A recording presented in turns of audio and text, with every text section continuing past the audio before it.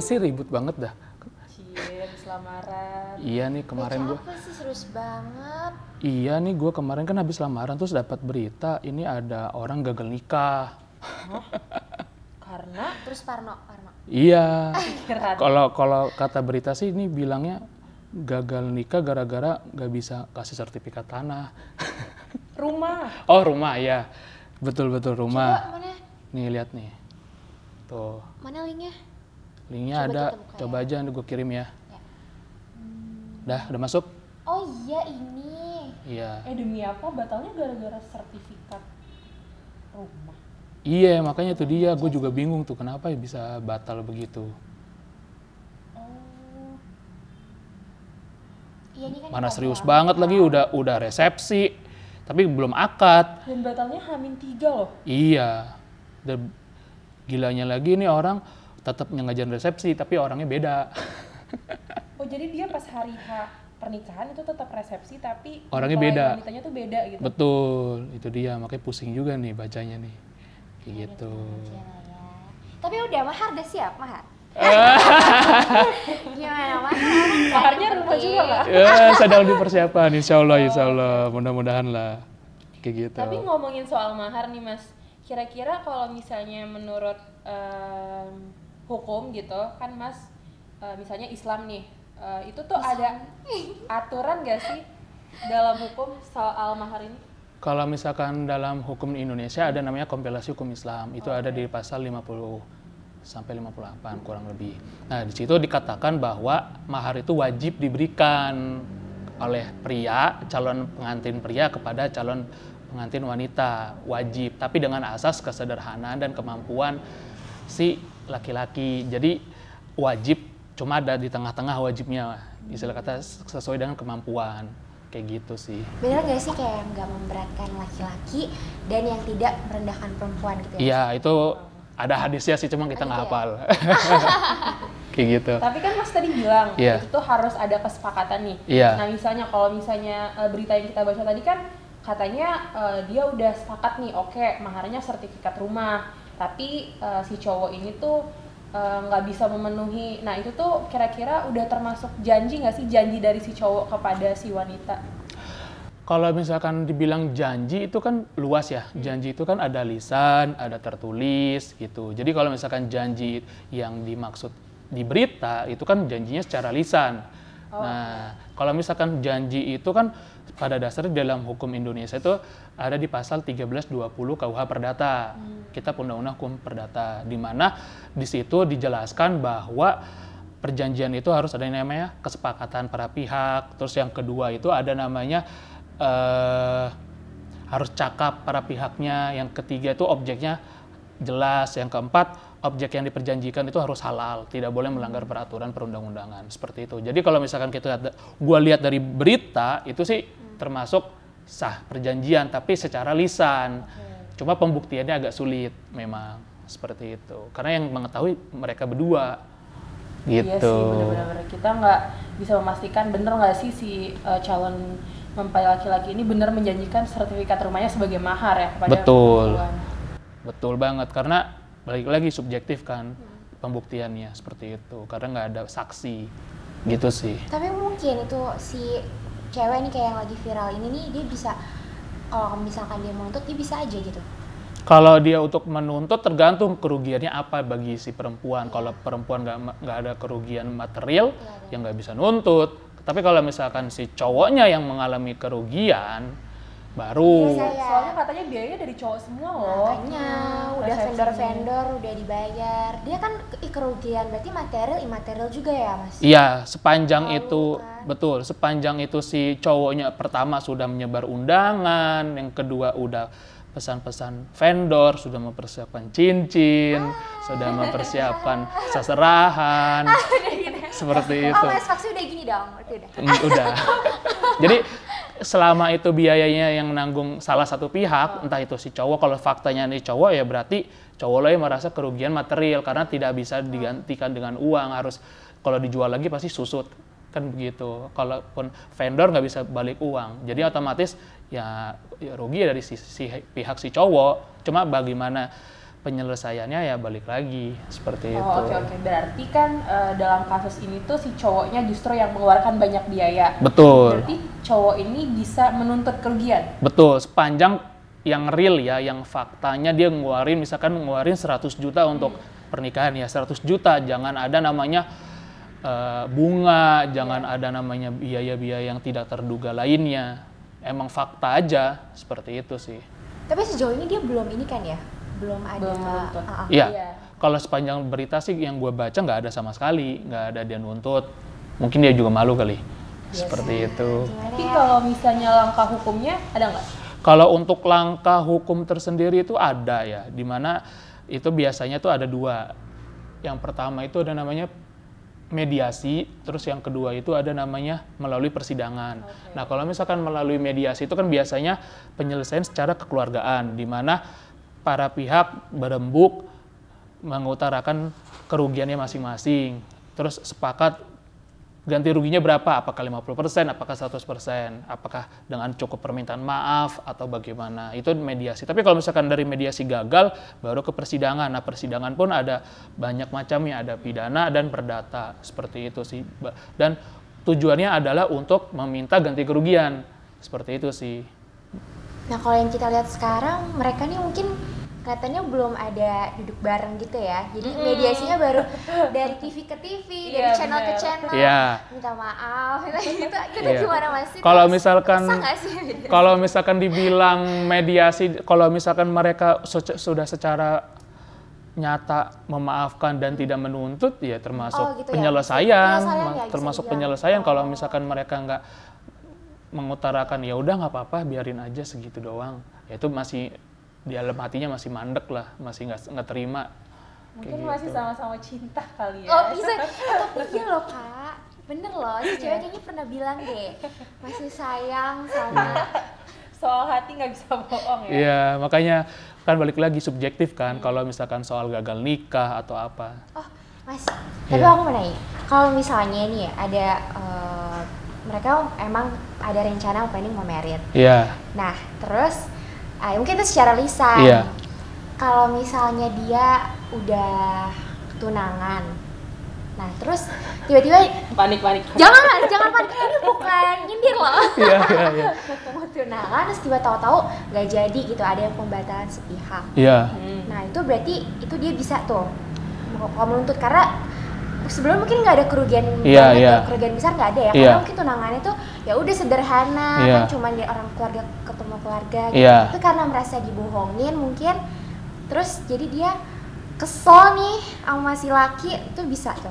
Bisa, tergantung, balik lagi kan, kalau misalkan kita ngomongin perdata, ada kerugian material dan immaterial kan. Kalau misalkan kerugiannya terlalu besar, misalkan dia udah pertunangan, habis itu ternyata sebelum hari H pernikahan sudah melakukan perbuatan yang di luar batas, seperti misalkan hubungan seks di luar nikah atau yang lain sebagainya, yang menyebabkan ternyata si perempuan malah hamil duluan. Terus abis itu si laki-laki nggak siap, ternyata gue udah punya anak.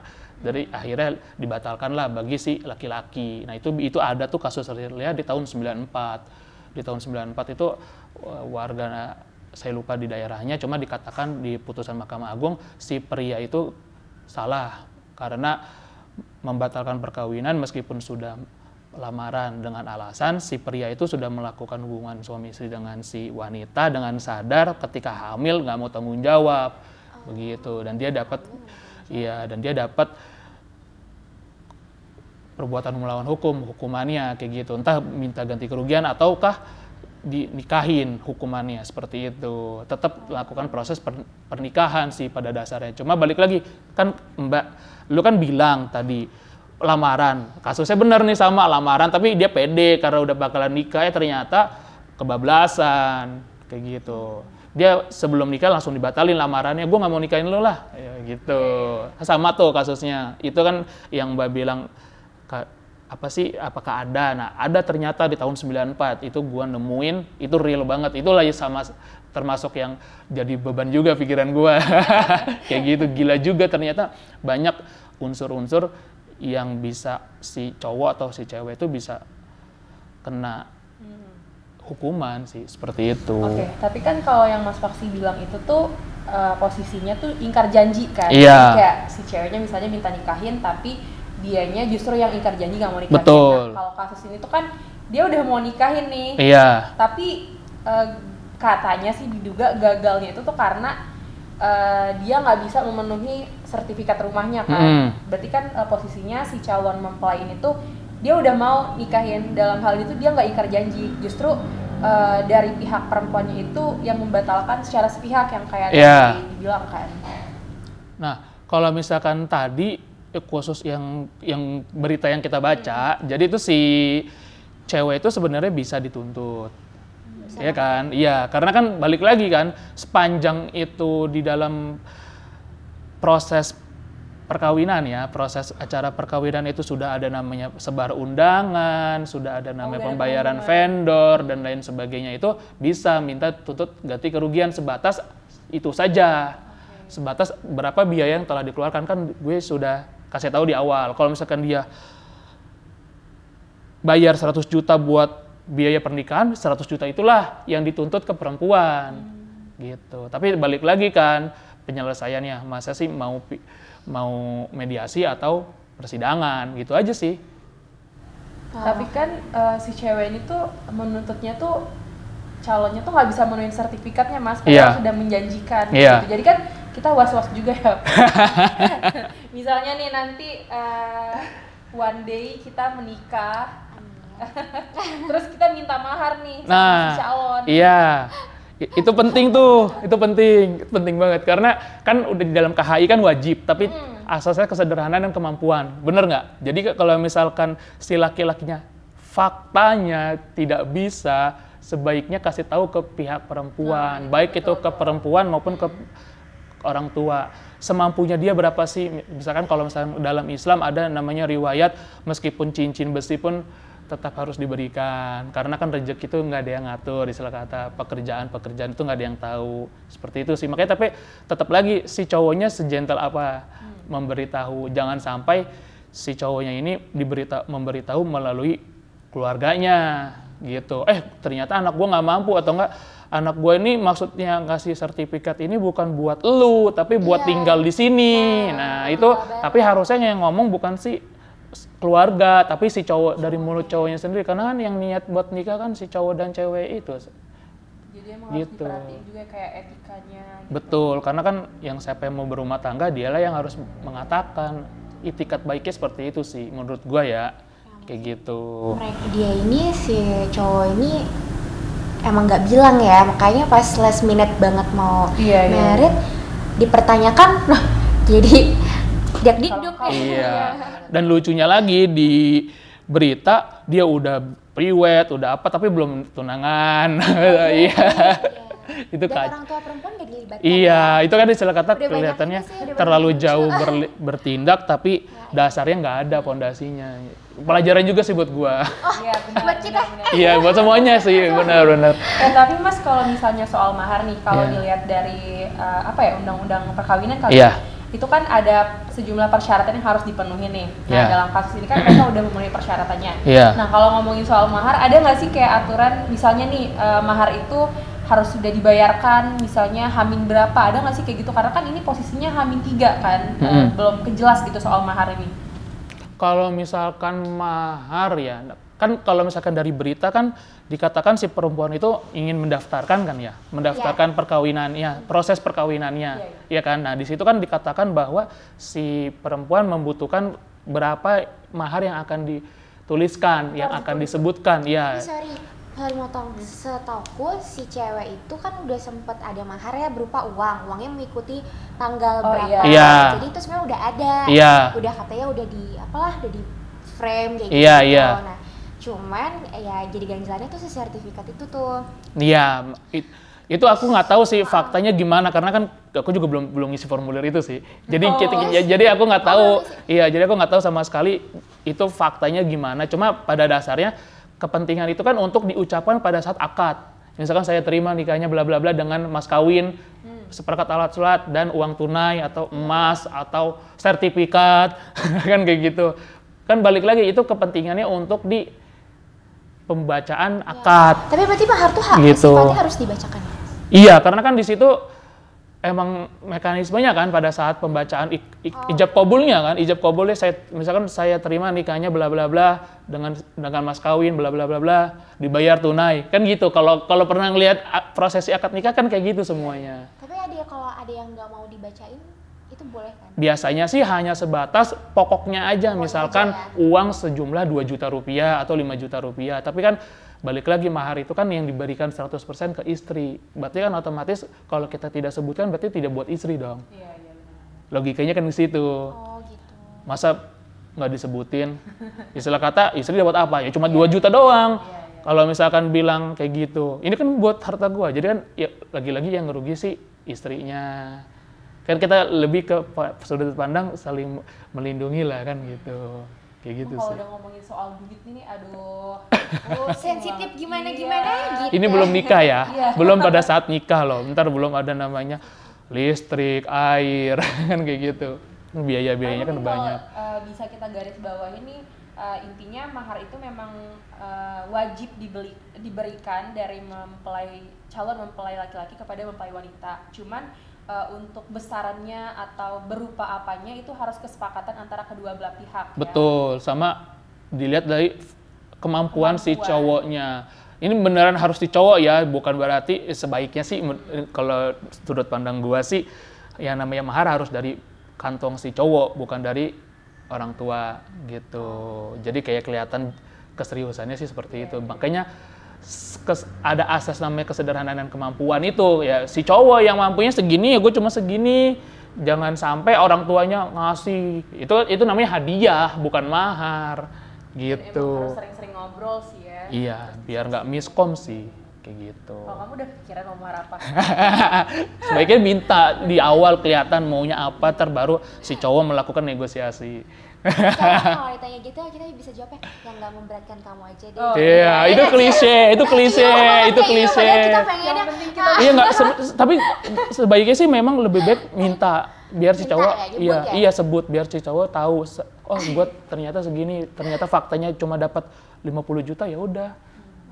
Ya, tapi sekarang mahar maksudnya kalau yang disebutin tuh yang sederhana aja Mas, yang memang gitu. Iya. Kayak kemarin belum lama yang Mas Kaisang, iya. itu masalah cuma 300 berapa gitu ya, 300.000. Oh gitu, nggak tahu sih, kalau aku sih masih punya pemikiran mahar itu harus disebutkan semua sebaiknya, karena kan itu yang diberikan ke istri. Kita nggak tahu di belakang itu ada sertifikat apa aja. Karena seakan-akan kan kalau itu masa lu maharnya cuma segini, sedangkan pesta lu di atas segitu, malu lah. Iya dong, lebih baik maharnya besar, pestanya kecil. Kan ada kebanggaan bagi si sudut pandang laki ya. Ini gue ngomong sudut pandang laki ya. Insya Allah mudah-mudahan. Kayak gitu. Nggak tahu masih diusahakan. Masih diusahakan.